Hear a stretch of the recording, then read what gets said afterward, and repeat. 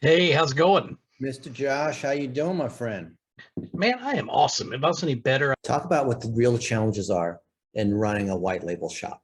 Because it's hard enough to run an agency, but if you're having to run the execution across multiple agencies, what are some of the things that people can appreciate? And aha, I see. And then if they see okay, you operate at the pro level where you're doing multiple agencies, certainly they can handle their one, or fair they enough. adopt the processes and have outsource. Ultimately, people don't know how to outsource. I think that I bought a domain a while back called Winning with White Label to teach people how to win with white label because whether it's SEO or anything. So I can certainly see just pinning back. Here's the common problems that we see happen. Number one, most people, they'll say, we want a white label, and then they hand it over, and then they treat it like some redhead stepchild that they don't ever tend Yeah. to. And that's not a good idea either. All right. We could certainly make that play. All right. Cool. You got some stories, some specifics, some numbers, some things will make people go,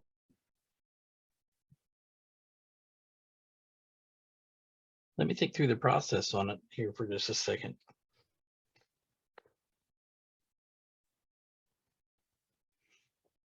Most of the challenges, most of the problems that people have with white label in general all stem from it's hard to quantify sometimes in terms of a number base.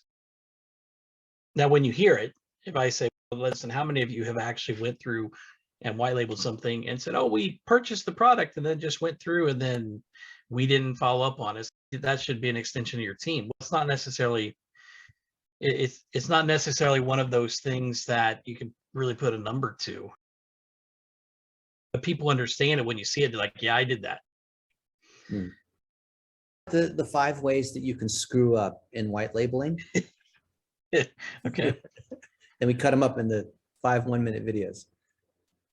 Okay. You know what? We could do that. Give me just 1 second. Let me get a note here.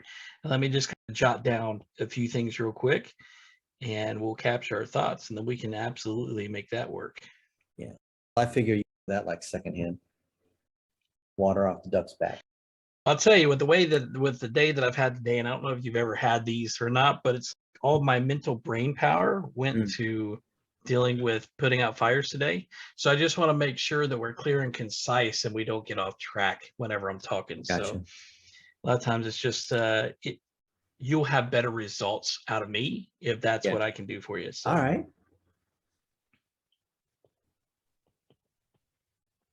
it's like tending to a garden.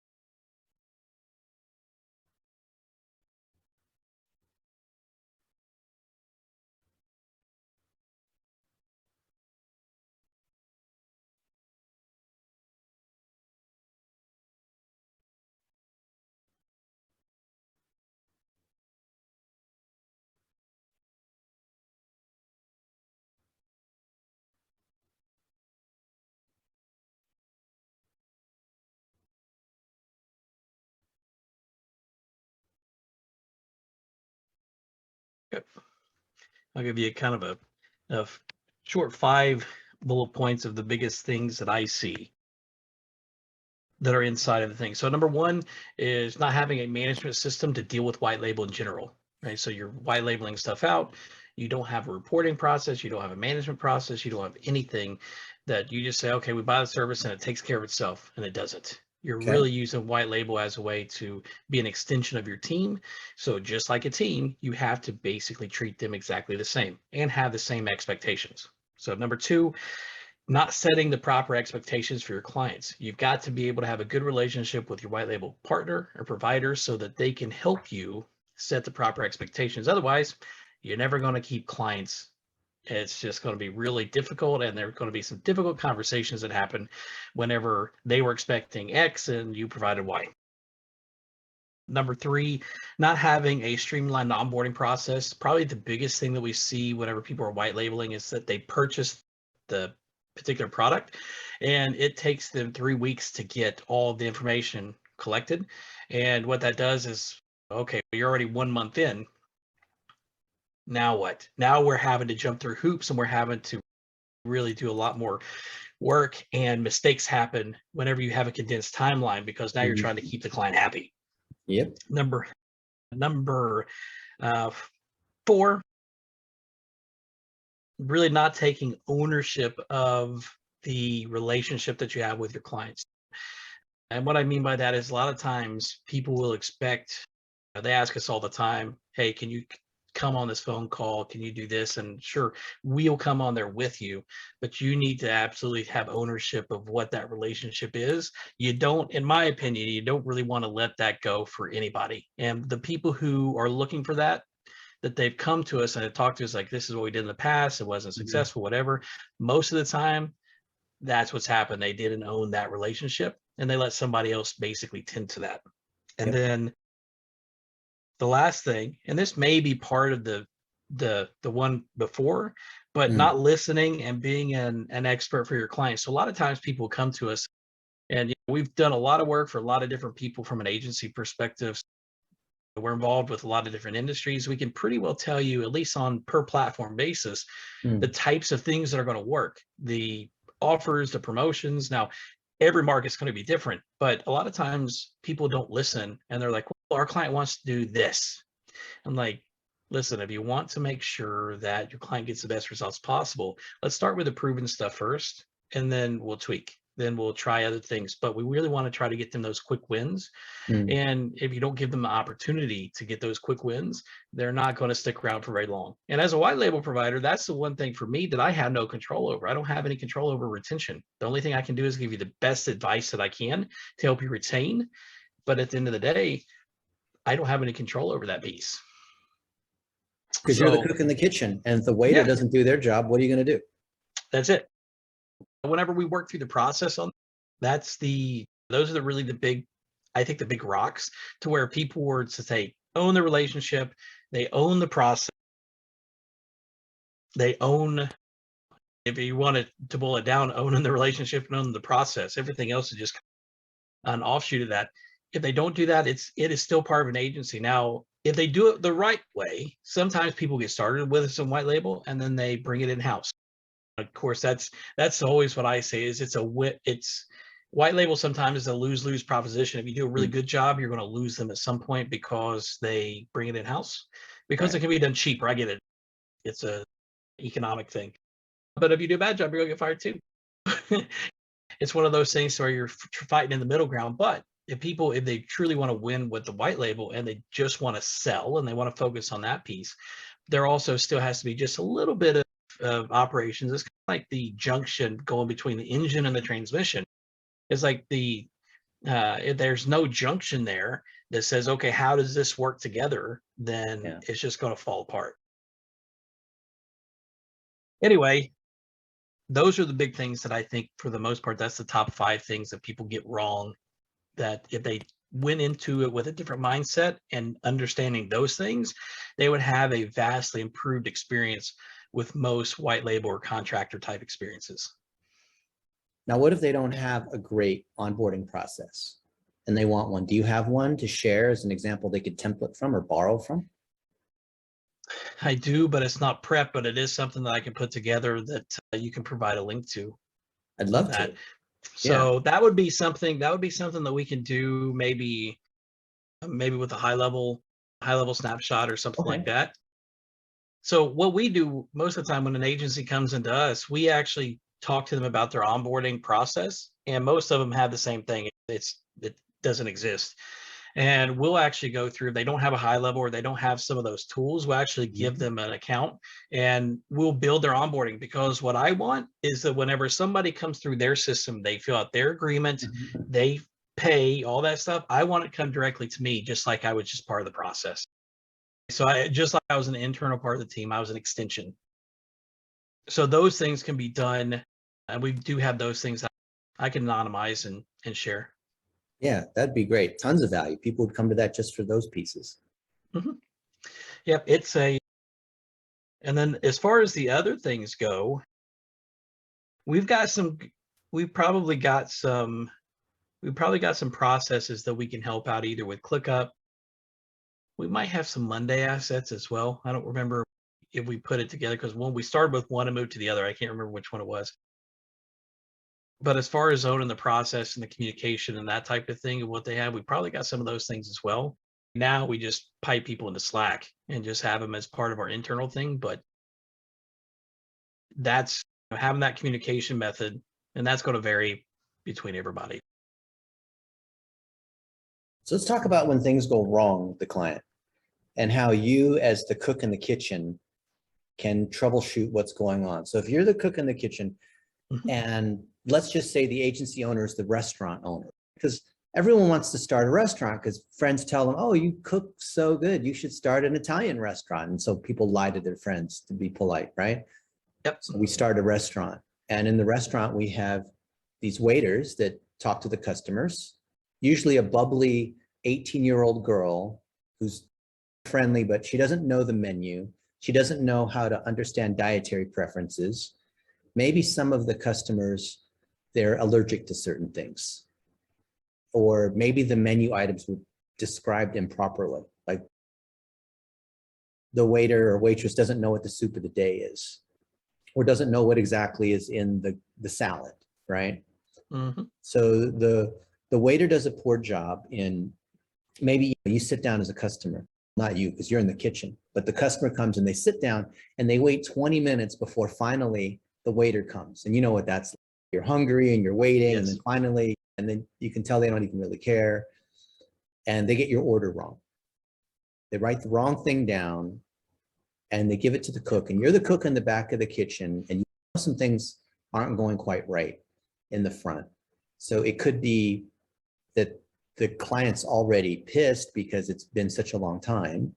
The expectations weren't proper between the salesperson, who's usually the account manager, and what's actually being delivered, because it was sold as Yep. this gigantic mound of ribs when really you get 3 little riblets. And it wasn't your Yep. fault because that you're doing what's according to the menu, or they don't even have a menu. And the customer said, well, I'll just take whatever. And the waiter just writes whatever and then gives whatever to you in the back and then blames you when you give them food back. And this is not Mhm. what I ordered. Yeah, but you said whatever. So how do you, or it could also be that the client is a jerk and no matter what you do, they're not going to be happy because their expectations are unrealistic. Yep. So then you, as the cook in the kitchen, or your team of cooks in the kitchen, providing these culinary services to all of these restaurants. Is that a fair analogy? I think so. I think it's a fair analogy. And it's really interesting that you bring it up that way, because what we look at, if you look at a coworker, that you're a partner, you've got to do your part, and then we're going to do our part. And then this whole thing put together generates an experience for the client or the customer or the patron that should leave them, number one, satisfied and wanting to tell other people Mhm. about what it is that you do. Now, largely in the marketing space, that's going to be about results. But what I will tell you is that it's not always about results. I can tell you that we've lost clients before because we got them too good at results, that they couldn't handle, they didn't have the infrastructure Yeah. built to be able to handle the leads that came in. Okay, we didn't get to keep them. So there is that blend of things that happen that I think the biggest thing that needs to, when those things happen, the most important thing is to make sure that you have a partner that, so in the kitchen, you've got partners that are sitting there saying, okay, we want to fix this as quickly as possible.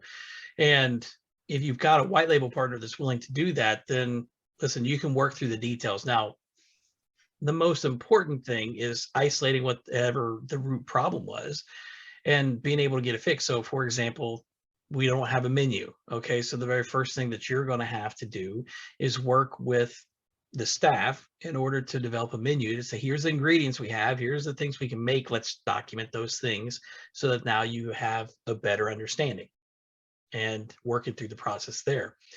If they come through and they say, we just have a jerk of a client, there's a couple of different things. If you've got somebody who's a true win-win partner, then they're going to say, okay, what do we need to do to fix it based on what the client recommends? Hey, Mr. Client, what's going to make you happy? Cool. I understand you're not happy. What will make you happy? Right. And see if there's a way to do it. Now, listen, there's going to be times where you can just say, no, that's not going to be something. We're just going to refund your money and go. But most of the time, you can have some solution that you can work with. So the kitchen is going to be a super important piece to that, because obviously they're fulfilling on whatever the server is promising. But if you have a good partner, if you've got a good cook, or if you got a good chef and you have a good sous chef and you have good staff, then it makes problem solving much simpler, because they're going to have options and different ways to solve those problems. And that's a lot of the things that we do is, yes, I could tell you, okay, they are not getting the results. So what's their CTR? What's the conversion rate? What's the cost per click? Usually those three numbers will tell you, okay, is this an ad problem? That's an offer. It's not resonating. Is this a landing page issue? Is this a sales issue? Which again, we're not having a lot of control over that part of it. Right. But if you've got good quality people in the kitchen, it's going to make those problems in the front of the house way simpler to fix. And it's going to allow you to solve the problems quicker, so that in the future, you don't have that. And again, you can continue to build a sustainable restaurant or a sustainable agency or whatever type of business that you have. It's all relatively the same. So you're the cook in the kitchen, and the difference with this kind of restaurant is the customer has to provide the ingredients, BYOB, because they have to create content. Yes. So there's no way, as far as I know, that you can service a client without them having some kind of content, some kind of offer, something that has to come from them. And then you, even as the best Gordon Ramsay chef with all the equipment and all the knives and all the best stuff, Viking ranges and whatnot, if the customer gives you chicken poo, you're not going to turn it into chicken salad, right? Yeah. So it's going to be a little difficult. And then what if the account manager is junior and then they've lost control? Maybe there is a process, but they're not really on top of it. What do you do in that situation? Can you reach through to the client? Do you escalate to the manager or the agency owner because the account manager doesn't know what they're doing? We see this all the time where account management fails as the between the client and fulfillment where you are. How do you handle that? This happens all the time. This just happened to us. I think the biggest solution to that, when there's a failure on the account management level or on that side, is that you have to bring management in. It would be the same thing in a restaurant. Okay, you've got an issue with a server.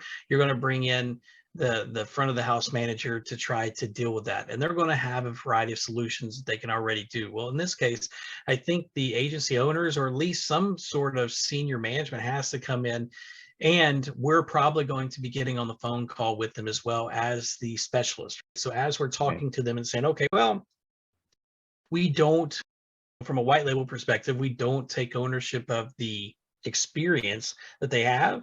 But there are some things that we are uniquely qualified from an informational process to say, okay, we'll hop on a call with your client as long as you're there, and you guys can work through the process on it. We've saved several accounts just because they had that option. Does it happen all the time?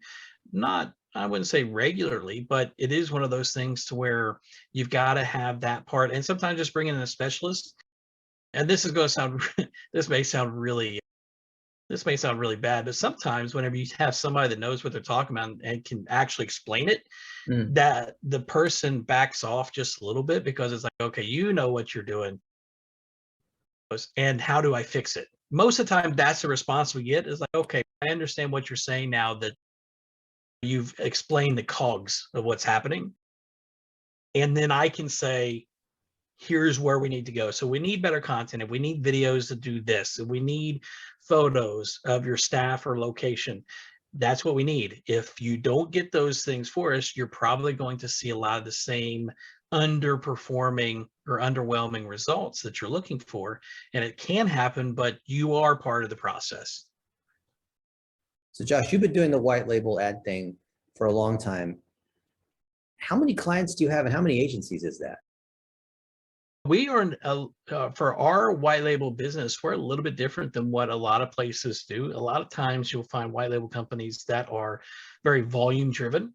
Yeah. So they're just looking for this enormous amount of clients. And sometimes, most of the time, they're going to be on the cheaper end because they're making that volume play. For us, we cap Factory. yeah. So we keep our agency, actually, the agencies we work with, we cap it at 25.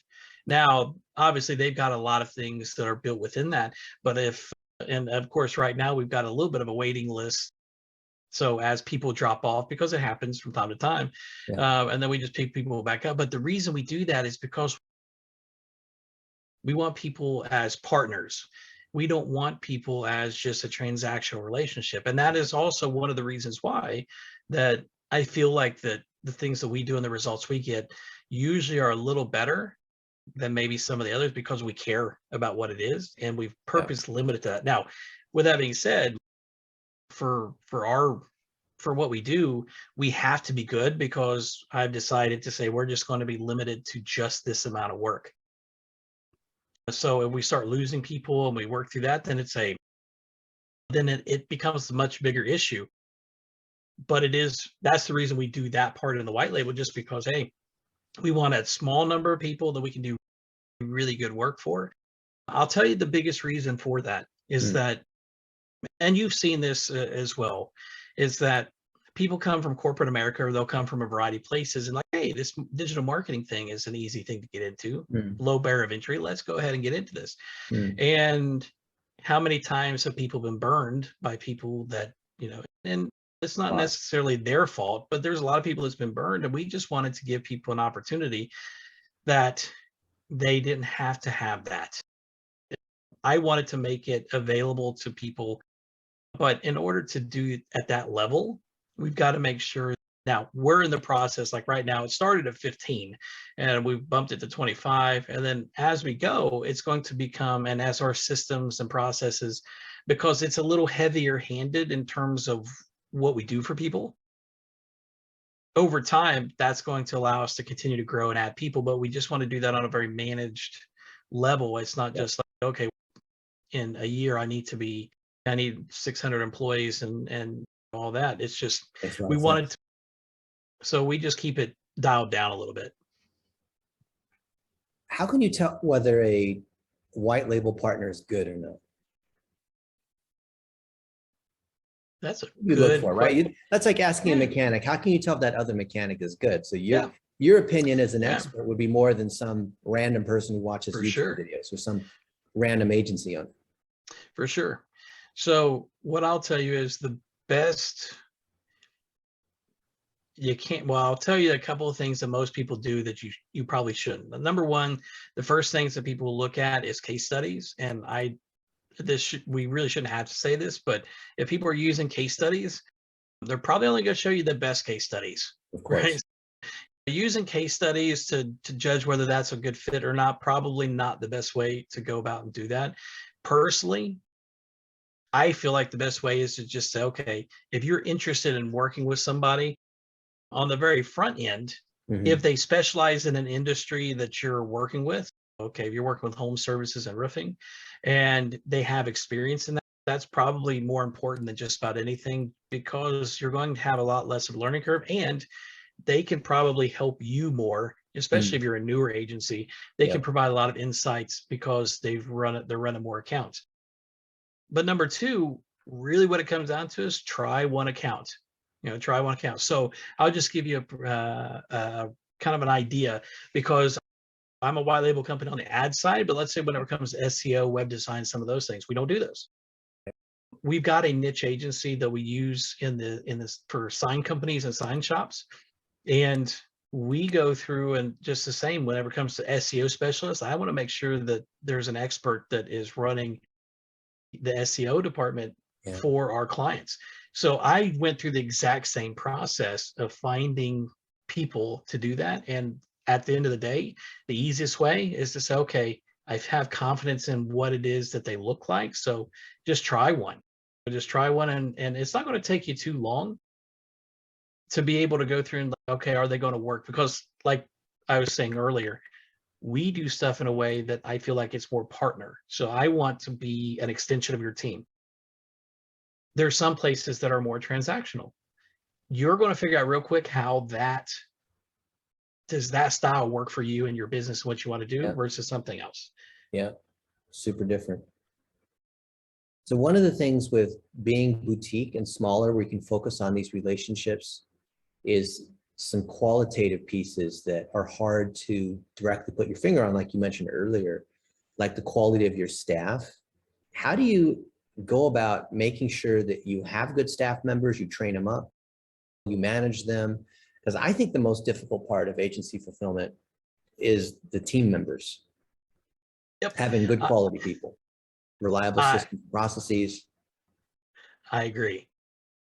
It is it is a love-hate relationship with me. I came from an industry or business before. I've been in the digital marketing space now since 2008.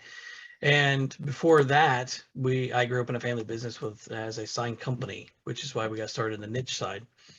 And we had a lot of employees at any given time. And honestly, I have a love-hate relationship with having employees and not, because of that same reason. It's like, okay, you've always got something that you're dealing with. But I'll tell you, the one thing that we've been able to find out a lot is that as we went through and we like most of the training that we've got in place right now, I've been able to go through and actually create for people. Now that's a different, I just took all my experience and dumped it in. And maybe there's a lot of agencies that will have that same type of experience. You went through some training, you went through all that, and you're plugging your own thing in. Yeah. But what we've been able to do, and what I find is the most beneficial, is finding people that are a junior, what I would consider a junior type of a staff member. They Mm, may have gone through a course already. They may have gone through something. So they're mm, familiar, but they may not have any practical experience. mm. So we can take that familiarity and then turn them into and train them up on Facebook or TikTok or whatever it might be.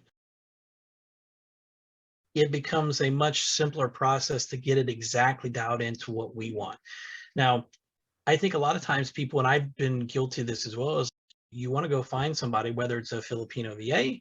or whether it's somebody in the States, whatever it might be. I think we put so much into what we want them to be that they would almost be a unicorn sometimes, Yep. The Superman to right? do everything. Mhm. And I think by going through and breaking it down into the skill sets that you actually need, that's probably the other biggest thing for us that we've done. Because so the white label side of our company is the ad factory. Yeah. Was if you break it down into an assembly line factory process, that's the approach that we took whenever we were building everything out. So whether it's automations or Oh, ads or whatever, but the people are exactly yeah. the same. So now I can take somebody who to anybody else may be a person that you wouldn't even maybe even consider. Uh, And because we can again train them up. And of course, I'll have to throw a shout out to High Level and some programs like that, because with High Level, we actually have an internal training system that we just put in like a membership area. And so people come through it, and we have that part as a first as they go through into our systems. And then what we actually do is the our main media buyers, we actually have some time dedicated that they actually review and work with some of our junior guys. So not only are they getting some hands-on, Yeah. but they're also getting the back end of that for some additional training and certifications and that type of thing. There's a whole, it's interesting because there's a whole different logic in terms of learning mechanics. My wife knows more about this than what I do, but she's the one who explained it to me, to where as you go through and the methodology of how you can get people from A to Z, and that's the way that we've done it. It's not a, it does take time though. And I think that's probably the only knock on that style.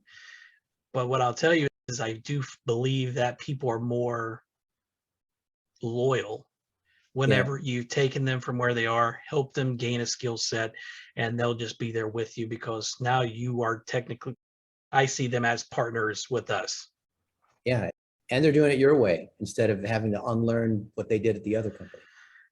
I'll tell you, that's probably that's But we did it like I, this at the other place. yeah, and you're just like, okay, most of the time. And just as a side note, if you ever do have that, one thing I always tell guys is that, hey, you're going to give us 30 days to work through this. And then after 30 days, we'll take like your suggestions. Okay, we did it Our this way, way but first. in the first 30 days, you got to do it this way. Don't worry about anything else.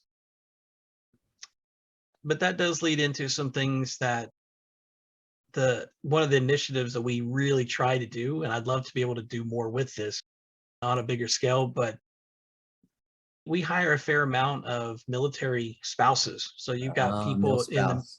Yep. you got people in the military that every 2 years, if you're a career guy, every 2 years you're going to be moving or relocated, give or take. And if you're a spouse, you just give up whatever it is. So it's hard to get any kind of consistency. And what's so there are other populations and other types of things like that. Hey, if you can get the right people or you can tap into those types of things, one, you can support your military in a way that usually isn't done. And number two, it gives you the ability to build that loyalty because, and they can do it anywhere. So I'll tell you, one of the most helpful things for me has been, so we've got a project manager that is based out of Portugal, Spain actually, but it's down towards the Portugal border. And they start about 6 hours before we do. So they're already cranking on stuff before it ever comes time to get to work. Oh, that's awesome. Right. So you can leverage some of that. Now, I know people sometimes do that with online Filipino folks, but it is if you can start leveraging some of those things, that's the one good thing about time zones is if you're leveraging it properly, I think you can get a lot more done. Yeah. Now we were in Miami a few weeks ago at Josh Nelson's 7-figure agency. Yes. And you won an award. Yes. Talk to us about that. The seven-figure group, and for those of you who aren't familiar with it, I would highly encourage you to go out and pick up Josh Nelson's book as a appetizer because it's really good, especially in the agency side of things. But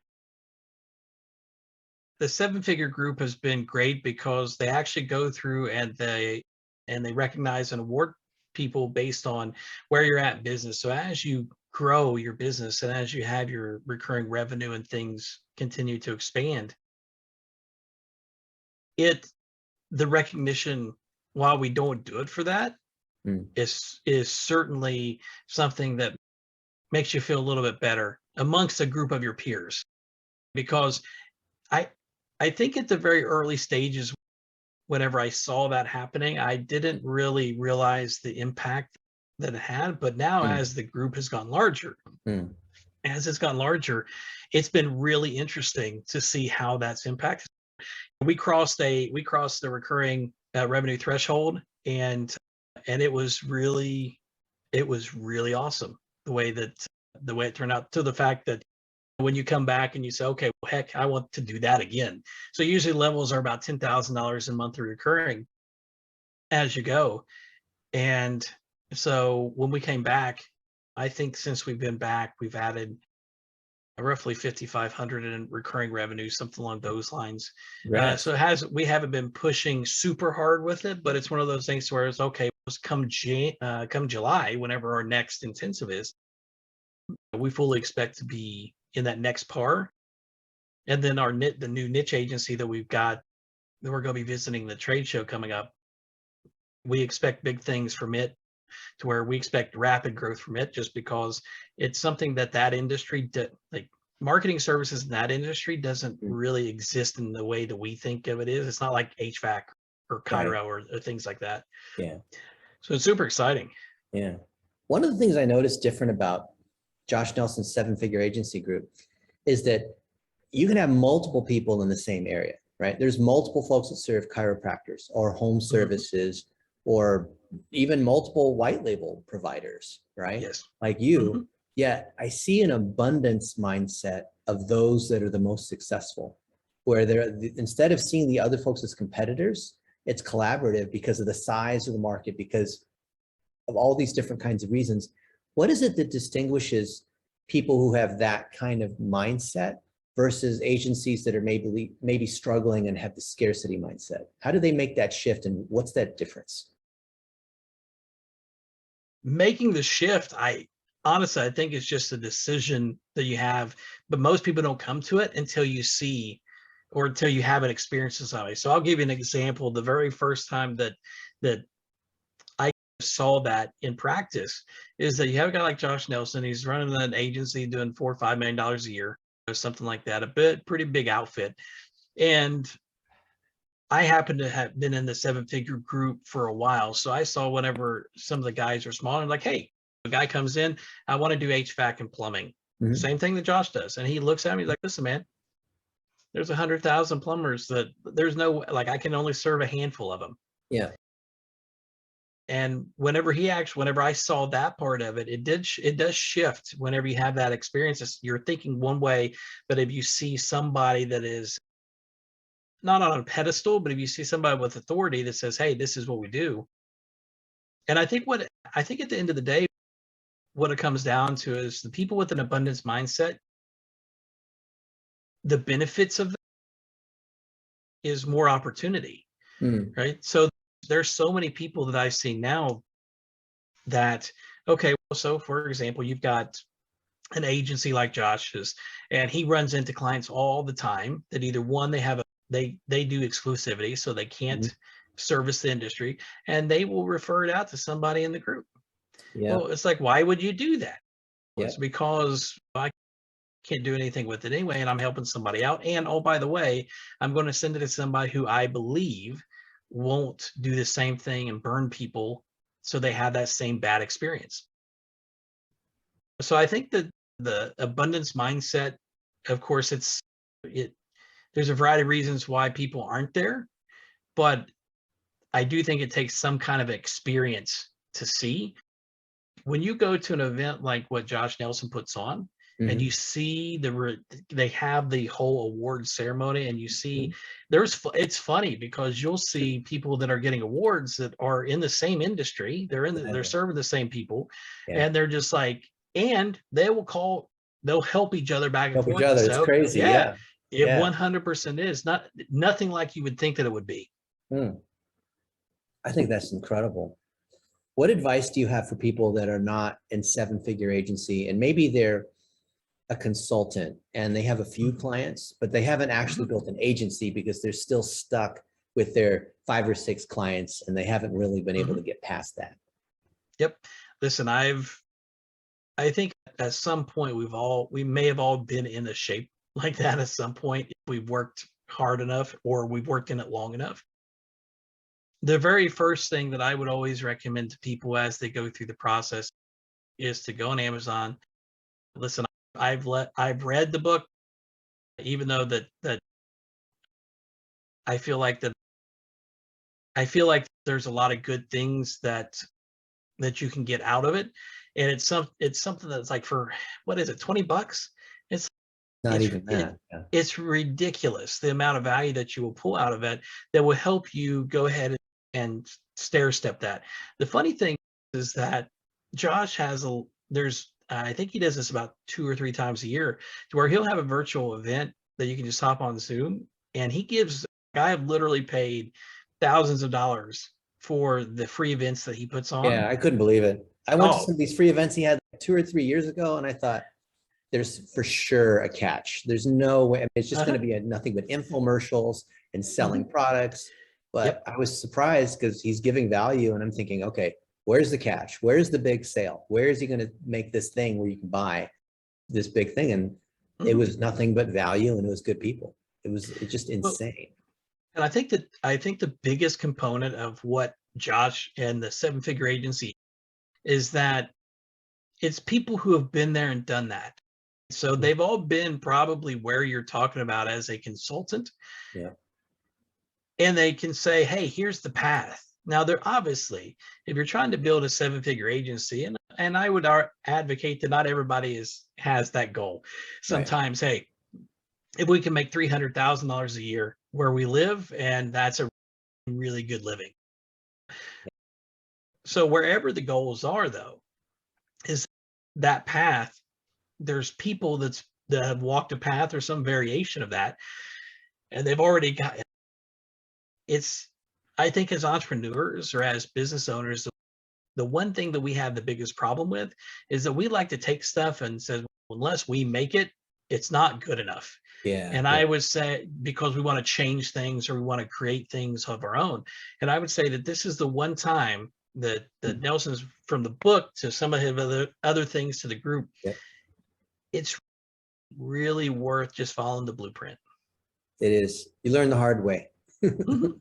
It's like the rookie thinking they're going to outperform the pros. It is. And so a lot of times whenever we talk to people, because obviously we talk to a lot of agencies, Yeah. and we do our best to push people through that, because I'll tell you the what probably some of the best people that we work with have come through that program, and Mhm. they have the right mindset. They have the right, I So say, true. foundation, right? They've got the right foundations to be able to succeed. And to be honest with you, the one thing that I probably like more than anything is that it forces you to have to consider niching down so that Mhm. it simplifies things. Mhm. And I think everybody in the place has what they call legacy agency that has worked with anybody and everybody. Mhm. And their legacy agencies are not anywhere near what some of their niche agencies are, just because they figured out the Yeah. language, how to help them the best, the problems to Yep. solve, and a Easiest to predictable way to scale, do it. all that. Yeah. Mhm. Amen. If only the legacy agencies who think that if they niche down, they're going to somehow lose all this business. It's the very fact that they try to do everything is why they're not growing. But Yes, the irony of that. 100%. It's a if you've ever heard the phrase divide to multiply, that's Yeah. exactly what's happening. And people get so freaked out about that stuff. But I can attest to you firsthand, just working through and seeing the different agencies and working. And of course, listen, we work with several seven-figure agencies on their back end whenever they need overflow work and that kind of Yeah. stuff. And just the mentality and the mindset of that has been, I think, super helpful to so many people. And I can't remember how many agencies he's up to now, but I know he's wanting to help 500 agencies hit that $1 million mark. I think they were around 70, I think 70 Yeah. or 73 or something like that now. It really is. So Fantastic. Josh Wheeler, White Label Ad Factory, and Sign Marketing Pro Shop. How do people find you? so you can always head over to whitelabeladfactory.com. That's if you're in the agency world. If you're an end user, we don't typically take things on there. But hey, if you're in a sign company or a graphics type business, you can find us at signshopmarketingpros.com. Last question. What are all the little things in your background? Oh, yes. Okay. So I think that anytime that you have, of course, with COVID, we all have our video conferences and things now that we do. These are things that I thought maybe would help just generate some conversations. So a lot of the things that you see along the top there are all either superheroes. Now, this right here, you'll see Uncle Sam and Abraham You got Lincoln Bob's and Big George. Boy there. I do. He's right there. So some of these guys, I put what I would consider heroes. Now, obviously, you've got your founding fathers that I think America is one of the greatest experiments that have ever been Yeah. designed and orchestrated is one. But we have a lot of conversations between our heroes and what I like the ad icon. So if you see over here to my right, we have got some of our ad icons. So those are all Funko Pops, and they're good conversation points. So anytime that I get a chance to talk to people, you don't have to use Funko Pops or anything like this. It's the Kool-Aid man there, right? Kool-Aid man, that's it. So we try to have something actually, I used to have this, but until the Bengals went to the Super Bowl, I wasn't able to show this to anybody because they've been so bad for so long that that we had to hide it. But I always try to tell people is find something in your backgrounds that you can start conversation pieces. That could be artwork, that can be a handful of other things. Me personally, I just like the color that it brings, but it's also part of my personality as well. I'm one of those geeky, goofy guys that you're going to have a good. I enjoy people. And working with them. So it comes through and it humanizes you. Fantastic, Josh. And it's been a pleasure knowing you over the last few years and watching you grow and watching you teach, especially in the 7-figure agency group. Well, I appreciate it. It's always good to know you. Go ahead.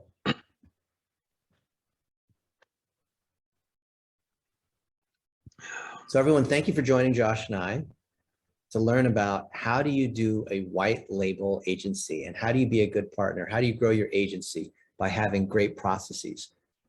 We talked about the 5 key things that you need to know in being able to outsource properly or work with a partner, like in Josh's case.